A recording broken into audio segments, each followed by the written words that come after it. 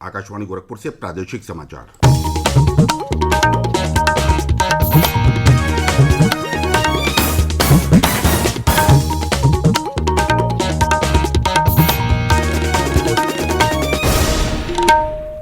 नमस्कार, समाचार बुलेटिन के साथ मैं प्रमोद कुमार सिंह। पहले मुख्य समाचार। प्रदेश में त्रिस्तरीय पंचायत चुनाव घोषित, 4 चरणों में कराया जाएगा मतदान, 2 मई को होगी मतगणना। मुख्यमंत्री योगी आदित्यनाथ ने होली और पंचायत चुनाव के मद्देनजर कोरोना संक्रमण से बचाव के लिए विशेष सतर्कता बरतने के दिए निर्देश। केंद्रीय पर्यावरण मंत्री प्रकाश जावड़ेकर ने प्रदूषण से निपटने के लिए एकजुट प्रयास करने का किया आह्वान। और प्रधानमंत्री नरेंद्र मोदी कल दिन में 11 बजे आकाशवाणी पर मन की बात कार्यक्रम में लोगों से साझा करेंगे अपने विचार। कोविड मरीजों की संख्या फिर से बढ़ रही है, इसलिए सभी श्रोताओं से अपील है कि कोई भी कोताही न बरतें।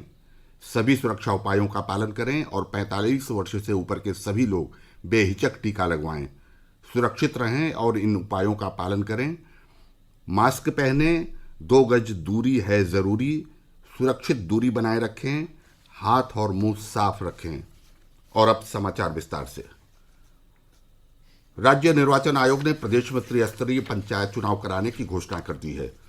राज्य निर्वाचन आयुक्त मनोज कुमार ने कल लखनऊ में आयोजित प्रेस कॉन्फ्रेंस में बताया कि राज्य में त्रिस्तरीय पंचायत चुनाव 4 चरणों में 15, 19, 26 और 29 अप्रैल को कराए जाएंगे। श्री कुमार ने बताया कि चुनाव प्रक्रिया आगामी 3 अप्रैल को पहले चरण के लिए नामांकन पत्र भरने के साथ शुरू हो जाएगी। उन्होंने बताया कि पहले चरण के लिए उम्मीदवार नामांकन पत्र 3 और 4 अप्रैल को दाखिल कर सकेंगे। इन नामांकन पत्रों की जांच 5 और 6 अप्रैल को की जाएगी, जबकि 7 अप्रैल को नामांकन पत्र वापस लिए जा सकेंगे। पहले चरण के लिए चुनाव चिन्ह का आवंटन 7 अप्रैल को किया जाएगा। दूसरे चरण के लिए नामांकन 7 और 8 अप्रैल को किए जाएंगे। पर्चों की जांच 9 और 10 अप्रैल को होगी। नाम वापसी 11 अप्रैल को होगी और उसी दिन चुनाव चिन्ह आवंटन किया जाएगा। तीसरे चरण के लिए नामांकन प्रक्रिया 13 और 15 अप्रैल को होगी। पर्चों की जांच 16 और 17 अप्रैल को की जाएगी और उम्मीदवार 18 अप्रैल को अपना नाम वापस ले सकेंगे। तीसरे चरण में उम्मीदवारों को 18 अप्रैल को चुनाव निशान आवंटित किया जाएगा।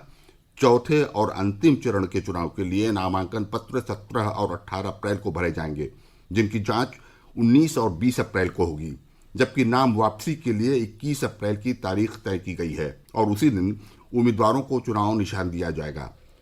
4 चरणों में 75 जिला पंचायत, 826 क्षेत्र पंचायत और 58,199 ग्राम पंचायतों के लिए मतदान कराया जाएगा।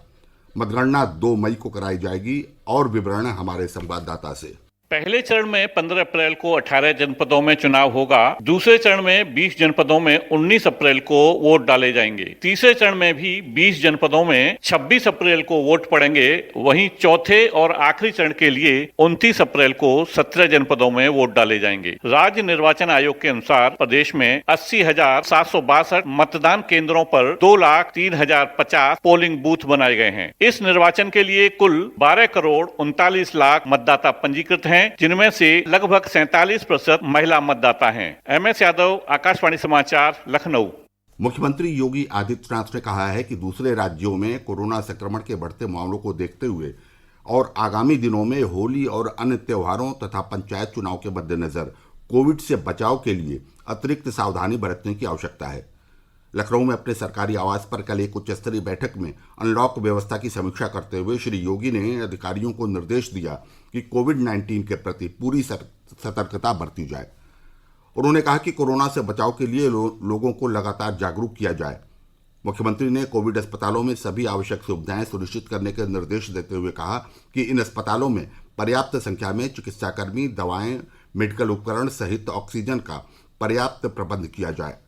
मुख्यमंत्री ने बस अड्डों, रेलवे स्टेशनों और हवाई अड्डों पर यात्रियों की सघन कोविड जांच के निर्देश दिए।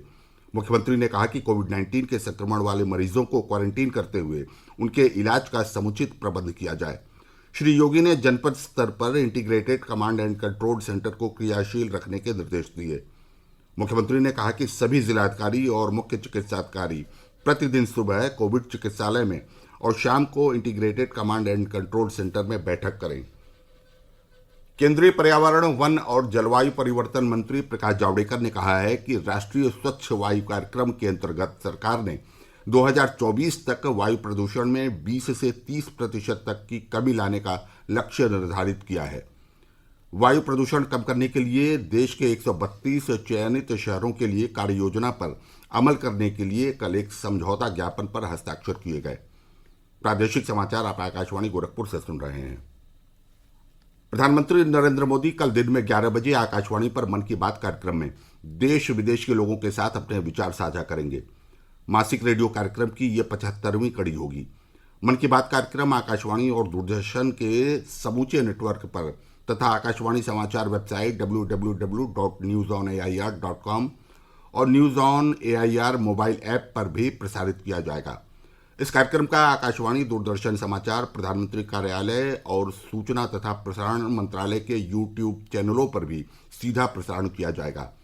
आकाशवाणी से हिंदी प्रसारण के तुरंत बाद यह कार्यक्रम क्षेत्रीय भाषाओं में भी प्रसारित होगा। प्रदेश में पिछले 24 घंटे के दौरान कोरोना से संक्रमित 1032 नए मामले सामने आए हैं। 5824 कोरोना के सक्रिय मामलों में से 3388 लोग होम आइसोलेशन में हैं, जबकि अन्य मरीज निजी और सरकारी अस्पतालों में अपना इलाज करा रहे हैं। ये जानकारी अपर मुख्य चिकित्सा और स्वास्थ्य सचिव अमित मोहन प्रसाद ने कल लखनऊ में प्रेस प्रतिनिधियों को दी। श्री प्रसाद ने बताया कि राज्य में कोविड-19 से रिकवरी का प्रतिशत 97.6% है। उन्होंने बताया कि अब तक 5,96,698 लोग कोरोना से ठीक होकर डिस्चार्ज हो चुके हैं। श्री प्रसाद ने बताया कि कल एक दिन में कुल 1,44,839 नमूनों की जांच की गई। अब तक 3,42,60,584 सैंपल्स की जांच की जा चुकी है। उन्होंने बताया कि 1 अप्रैल से 45 से 60 वर्ष की आयु के सभी नागरिक कोविड वैक्सीन लगवाने के लिए पात्र होंगे और ये सुविधा शहरी और ग्रामीण दोनों इलाकों में लागू होगी। एक रिपोर्ट हमारे संवाददाता से। पिछले 24 घंटों के दौरान राज्य में कोविड-19 के 1032 नए मामले आए, जबकि इसके पिछले दिन कोरोना के मिले नए मामलों की संख्या 836 थी। सक्रिय मामलों की संख्या भी बढ़कर 5824 हो गई है। राज्य में कोरोना से स्वस्थ होने की दर 97.6% है। अपर मुख्य सचिव स्वास्थ्य अमित मोहन प्रसाद ने बताया कि कल 1,44,839 नमूनों का परीक्षण किया गया और राज्य में अब तक कुल 3,42,60,584 नमूनों का परीक्षण किया गया है। राज्य में अब तक 43,93,802 लोगों ने कोरोना टीके की पहली खुराक ली है और 10,09,111 लोगों ने दूसरी खुराक भी ले ली है। सरकार ने स्पष्ट निर्देश दिए हैं कि जिला प्रशासन की अनुमति के बिना कोई भी सार्वजनिक कार्यक्रम नहीं किया जाएगा और सामाजिक दूरी और मास्क का उपयोग नहीं करने वालों के खिलाफ सख्त कार्रवाई की जाएगी। सरकार ने अन्य प्रांतों से आने वाले सभी लोगों से अपील की है कि वे अपने घर जाने से पहले कोविड-19 की जांच करवा लें। MS यादव, आकाशवाणी समाचार, लखनऊ। सिद्धार्थनगर जिले में कल मुख्यमंत्री सामूहिक विवाह योजना के तहत 34 जोड़ों की शादियां संपन्न कराई गईं। योजना के तहत 35,000 रुपए कन्या के खाते में हस्तांतरित किए गए।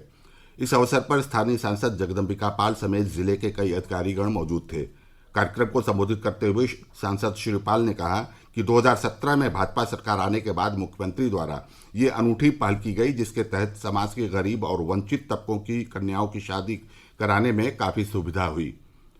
उधर बलरामपुर जनपद में मुख्यमंत्री सामूहिक विवाह योजना के अंतर्गत कल 290 जोड़ों का विवाह संपन्न हुआ।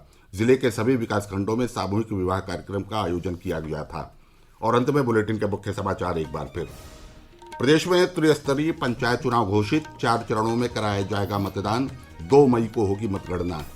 मुख्यमंत्री योगी आदित्यनाथ ने होली और पंचायत चुनाव के मद्देनजर कोरोना संक्रमण से बचाव के लिए विशेष सतर्कता बरतने के दिए निर्देश। केंद्रीय पर्यावरण मंत्री प्रकाश जावड़ेकर ने प्रदूषण से निपटने के लिए एकजुट प्रयास करने का किया आह्वान। और प्रधानमंत्री नरेंद्र मोदी कल दिन में 11 बजे आकाशवाणी पर मन की बात कार्यक्रम में लोगों से साझा करेंगे अपने विचार। इसके साथ ही आकाशवाणी गोरखपुर से प्रसारित प्रादेशिक समाचारों का ये बुलेटिन समाप्त हुआ। नमस्कार।